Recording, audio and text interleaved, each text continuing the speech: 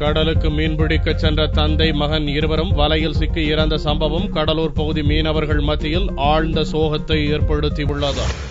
கடலூரை அடுத்த சித்திரைப்பேட்டையை சேர்ந்தவர் சுப்புராயன். இவர் தனது மகன் வினோத் மற்றும் சிங்காரத்தோப்பை சேர்ந்த ராஜாராம் மற்றும் பாஸ்கர் ஆகியோருடன் கடந்த புதன்கிழமை அன்று கடலுக்கு மீன்பிடிக்க சென்றார். கடலில் மீன்பிடித்துக் கொண்டிருக்கும் போது மீன்வலை படகில் சிக்கியதால் வினோத் கடலில் இறங்கி அதை சரி செய்ய முயன்றார். நீண்ட நேரமாகியும் வினோத் படகிற்கு திரும்பாததால் அவரது தந்தை சுப்பராயனும் கடலில் இறங்கினார். இவரும் நீண்ட நேரமாகியும் படகிற்கு வராததால் மற்ற மீனவர்கள் கீழே பார்த்தபோது இருவரும் வலையில் சிக்கி இறந்தது தெரியவந்தது. இதைத் தொடர்ந்து படகு கரைக்கு கொண்டு வரப்பட்டு இறந்தவர்களின் உடல்கள் போலீசாரிடம் ஒப்படைக்கப்பட்டது. சாயந்தரம் 3 மணிக்கு தொழிலுக்கு போனோம்.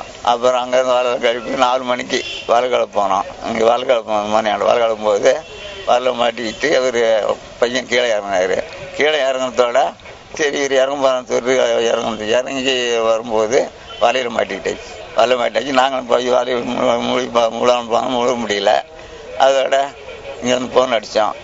ஃபோன் அடிச்சு வெளியே பார்த்து கிளம்ப முடியல. ஃபோன் அடிச்சு அப்புறம் வந்து போட்டு வந்து எடுத்துட்டு வந்தாங்க. கடல் ரொம்ப ரப்பு. இதனிடையே அந்த படகில் மீன்பிடிக்க சென்ற மேலும் 2 மீனவர்களான ராஜாராம் மற்றும் பாஸ்கர் ஆகிய இருவரிடமும் போலீசார் சம்பவம் குறித்து தீவிர விசாரணை நடத்தி வருகின்றனர்.